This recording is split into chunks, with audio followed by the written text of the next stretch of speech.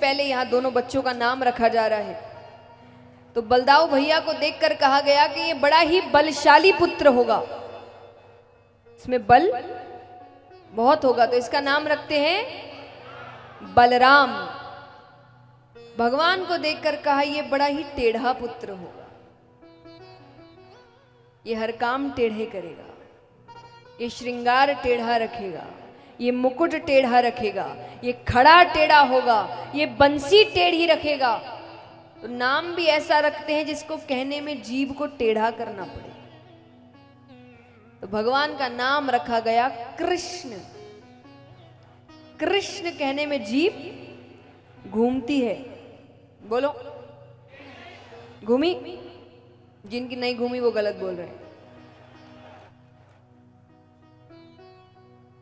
तो भगवान का नाम रखा गया कृष्ण। अब यहां पर कंस ने एक सभा बुलवाई राक्षसों की। आइए शांति शांति, खास करके जो सामने बैठे हैं शांति। तो एक सभा बुलवाई राक्षसों की। अब उसमें से पूतना नामक राक्षसी को चुना गया। पूतना से कहा गया कि गोकुल जाओ, और अब जल्दी पैदा हो गया तो मुझे तो नहीं पता कितनी जल्दी पैदा हो गया, तो गोकुल में 6-6 महीने के जितने बालक हैं सबको मार दो। तो एक सुंदर स्त्री का वेश बनाकर जाती है, अपने स्तनों पर विष का लेपन करके बच्चों को एकांत में पाकर गोद में उठाए और दूध पिलाने के बहाने विष पिलाकर उनकी हत्या कर दी।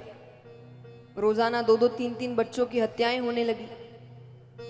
भगवान ने योग माया को आदेश दिया कि जाकर पूतना के मस्तक पर बैठो और उसे मेरे घर की ओर लेकर आओ। ऐसे सब बच्चे चले गए तो मैं खेलूंगा किसके साथ?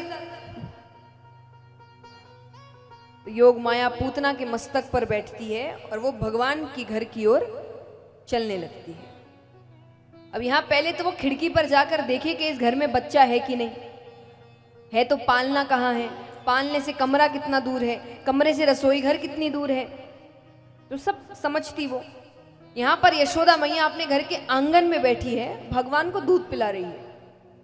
तो पूतना खिड़की पर आती है, खिड़की पर आकर देखती है तो उसके खिड़की पर आते ही भगवान ने अपने नेत्र बंद कर लिए। अब इस पर भी अलग अलग टिप्पणियां दी जाती है कि भगवान ने नेत्र क्यों बंद किए होंगे। कुछ कहते हैं कि भगवान ने सोचा कि मेरा जन्म तो दूध दही माखन खाने के लिए हुआ है, मैं विष जैसी कड़वी चीज का स्वाद क्यों लूं। तो नेत्र बंद करके वो महादेव जी का ध्यान कर रहे हैं कि जैसे समुद्र मंथन का विष आपने लिया था, ये विष भी विष आप ही के बस का है।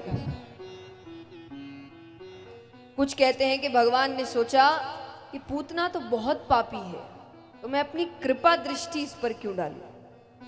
पहली दृष्टि अगर भगवान की पड़ जाएगी तो भगवान ने अपने नेत्र बंद कर लिए।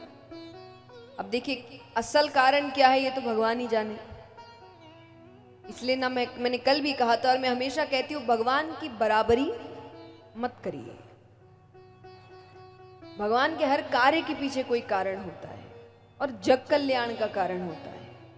हमारे हर कार्य के पीछे हमारे कल्याण का कारण होता है, ये अंतर है। और फिर अगर बराबरी करनी है तो फिर सब करो।